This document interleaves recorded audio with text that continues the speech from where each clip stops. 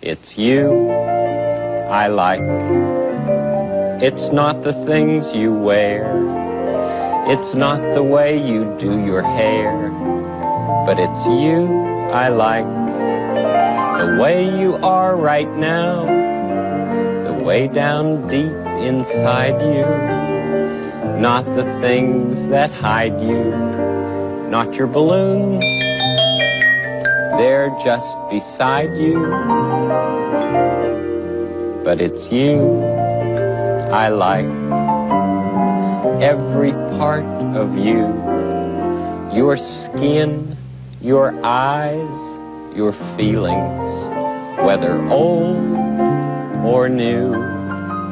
I hope that you'll remember, even when you're feeling blue, that it's you I like, it's you yourself, it's you. It's you I like. And that's true.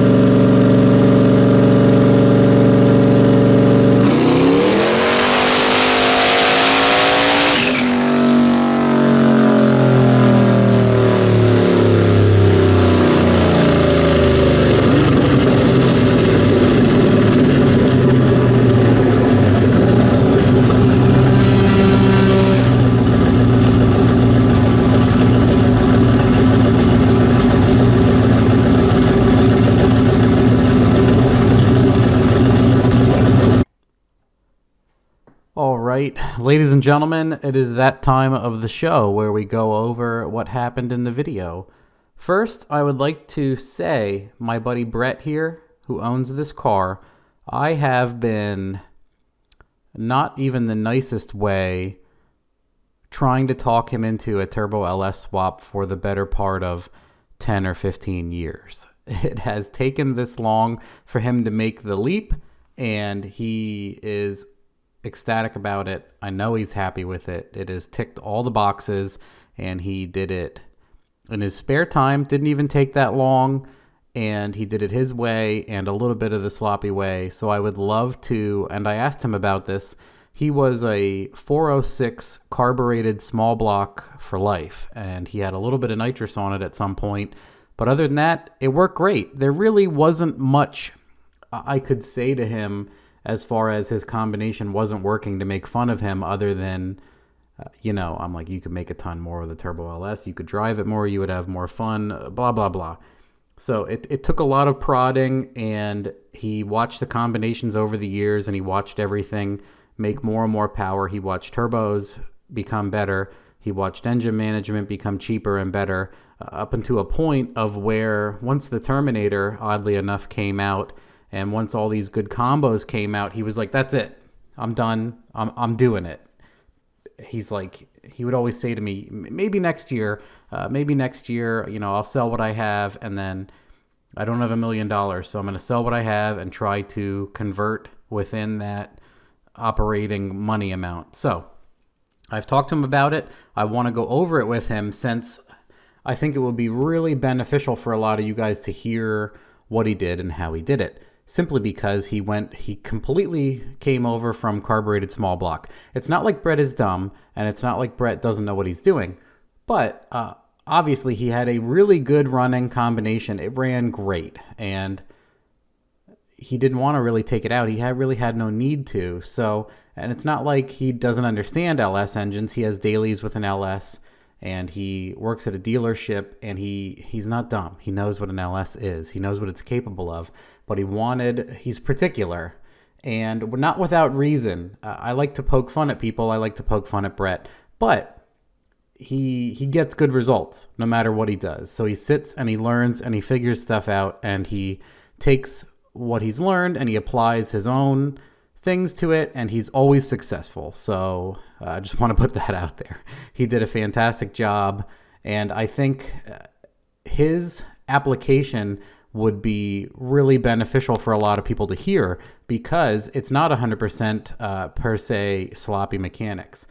Brett pretty much, he didn't build an engine, but he took an engine and he had it like a little bit refreshed, and he put in Summit pistons, but stock rods. And he did a lot of other, he does small things that he likes to do and pays attention to. And other than that, he took a lot of my suggestions and ran with them. And he's using the Terminator and flex fuel and pump gas, and we did a bunch of tuning back and forth, and we'll go over some of that. And his goal was to make like 800 wheel, if he could, under 20 pounds, and have it be punchy, not be laggy, blah, blah, blah, blah, blah. So what I want to do is add his entry to the wiki as a complete build for people to clone, because this thing goes from vacuum to almost 20 pounds of boost in a second. It lights so fast, and it makes power, makes 800 wheel to the tire over such a nice broad power band. And it's nice, and he spent money in the right places, and he has brand new parts on a lot of things. He has a nice oil pan. He has brand new, pretty much built engine. Not built, but he just put his money in the good spots, and it shows, because he first started it. He had no issues. He's been driving it and just using the learn function. He had a good bass tune. From me, not to be an egomaniac, I gave him a good bass. He's been driving it to work. And once he ironed out all of his bugs, he brought it to the dyno, and within, an hour, we smash out 800 wheel, 0 issues, he goes home. So I think for a lot of people, instead of like a scary, it might blow up, I don't know what'll happen, yada yada build that I might always do, this is something that a lot of people might be able to identify with. Like Brett said, he didn't want to take this thing apart. He didn't want to mess with it more than once, and he did a fantastic job right from the get-go. So, all of that being said, sorry to be long-winded. I want to do an entire other video where we talk to Brett about the car and the build and how he likes it and what he used to make his decisions, because again, I think a lot of people could identify with it and use it practically, and I think his build so far is perfect for what he wanted to do, and it's worth showing people every piece of it and part of his decision-making process. So moving on, it is a stock 6-liter bore and stroke. It's a stock Gen 3 crank. It's Gen 4 stock rods that are used, and it's a 6-liter iron block. And he had a little bit of honing and machining and just make sure everything was straight. And he bought Summit LS Pro pistons, but he bought them with a taller top. And also, I think the Summit piston has a larger ringland for more abuse for turbo. And also it moves the ring pack lower, a bunch of other things. Another benefit is it raises the compression a full point nearly. So he has a 10-to-1. He cleaned up the 317s. He had a machine shop deck some things and blast everything and clean everything. The heads look amazing. I would love to post like every picture of this build somewhere so you guys could go through it, maybe a slideshow in one of the videos. So it's a 6-liter with Summit pistons to raise the compression. It has stock 317s. It has a stock NNBS bread box style intake and a G plus throttle, which are like sloppy staples. And then it has faster performance fuel rails. This thing has a TH350 and a trans brake that was in the combination prior for years. He just changed the converter out to the Jegs Special that we use. Let me give you guys the part number for that. It is incredible for a 3,000-ish pound, 800-ish wheel turbo car. It's a Jegs 555-60429, and that's a Powerglide TH400 TH350 XHD street strip converter. And what we have found is it is incredible for a turbo LS build in the 3,000 pound range, a little bit higher, a little bit lower. So incredible, perfect converter for stock rod bottom end application. So he has all that, and I believe, I'm not totally sure about his rear end situation. It's a 12 bolt or a 9-inch or something similar, and it has a 355 gear. It had a shorter gear in it when it was a 406 small block, and it has a MagnaFuel 4303. And for right now, I let him borrow my Bosch 210s. I think he's going to buy Snake Eaters. Or I have to have a conversation with him. If he likes the 210s, he can buy them from me. They're ones I bought for the Mustang, so I'm obviously not worried about it, but whatever he wants to do. So it has VS Racing tall Bosch 210s with no adapter, EV1 plug. Those are in there nice. It's running a VS Racing 4-inch intercooler, I believe. It's running a Summit Stage 2 turbo cam. And he built his own hot side with forward-facing iron stock truck manifolds he just cut off and put V-bands on to make it all fit. He used Monkey Fab hot side parts. He used twin 44mm VS gates, and he used a Billet 7875 Generation 2 turbo, and he has a 4-inch downpipe. So that's the gist. And his wastegates are about 6 PSI. So he's been driving it around and hitting it in the cold, and he's like, this thing is ridiculous. It's unbelievable. So he brings it over to the dyno. We make the first hit as he drove in on, and it made 460 and 454 on 6 PSI. It did fantastic. So this is straight pump. And then what I did is I wiggled the boost and the ignition a little bit each time until we ended up at 608. I think his stretch was 600 on pump. So I think there's another one where I made 630. So these are all pump gas, 460 to 630 on pump. So if I show you guys the first hit that made 6 PSI here. So 6 pounds, 2% closed loop. 6 pounds, 23 degrees on pump. Not bad at all. Flex fuel was what, 10%. And then if we go in and we go to, right here's where we put alcohol in it, 15 pounds, 14.3, I'm sorry. It made 14.3 pounds, 14 pounds, 13.8 degrees. I didn't look at the other one. See, it's pulling timing because it knows it's on 10% flex. So 14 pounds, 14 degrees, it made 633. Awesome. What was the first one? I have to look at that second number. I'm sorry, guys. That's the base. 16 degrees. So 6 pounds, 17 degrees at high RPM. It made 458. And then when we cleaned up the closed loop and some other things, we did get we did make 633 on pump. 15 pounds. Pretty easily. 15 pounds, 14 degrees, and it made 633 wheel. So after that, what we did was, if we compare, yes, correct. So this is pump on wastegate, and this is wastegate on E85. So take a look at that gain. It's pretty nice. I did not change anything from my base. What it did was it allowed more ignition because the ethanol content was higher. It was only 40% because he had about a quarter-ish tank and he only has like a 10 or a 13 gallon cell. So when we dumped in alcohol, it got to like 39 or 45%. So if we take a look here, 39% alcohol. So it was still pulling a little bit around 2 degrees. So that's 6 pounds, 21 degrees on 39% alcohol. And this made, number 9, it made 526.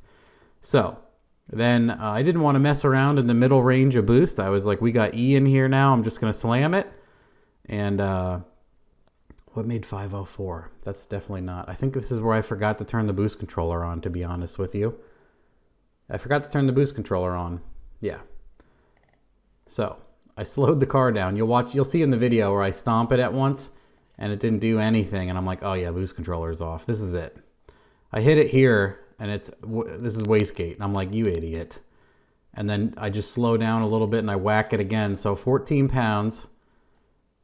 Again, 39% alcohol. 14 pounds, 18 degrees. And it made 700 wheel. Ta-da. Yep, 705. So, if we look at that, where was 14? 14 was 8. So yeah, it's picking up about 70 wheel on alcohol. So this is 14 pounds on pump, and this is 14 pounds on E. And then we pressed on 750, 775, 780, and 800. So it made 800 wheel unlocked through a TH350. This one hit here, what's the green one? This is when the intercooler pipe blows off in the video. Poos! I just got up into high boost and it blew right out. So we'll go over those logs real quick. So what do we do? 16 pounds here. 16 PSI, 16 and a half pounds, closed loop with a 4%, 37% duty cycle on the 210s, fuel pressure 73 pounds, 16 pounds, 18 degrees, 44% flex. As fuel went down a little bit, we kept dumping a little bit more in to get the percentage up, but 44 isn't enough to clear my 50%. Over 50%, it doesn't take timing out for a slope to pump gas. So about 16 pounds, 18 degrees, made 753 rear wheel. And then this is the coupler blowing off. And then this isn't 20. I wrote 20, but it was a guess. Like I was watching the boost gauge, kind of. So 19.0 PSI and 16 degrees made 790. And it was still pulling minus 1.5. So all I did was flatten out my ignition retard for pump for around 40% so it wouldn't do it. And then it cleared the hump because 19.2 pounds, 18 degrees, 11.8 air fuel, closed loop is pulling a tiny bit, 69.25 RPM here. Nice, we're swinging that thing.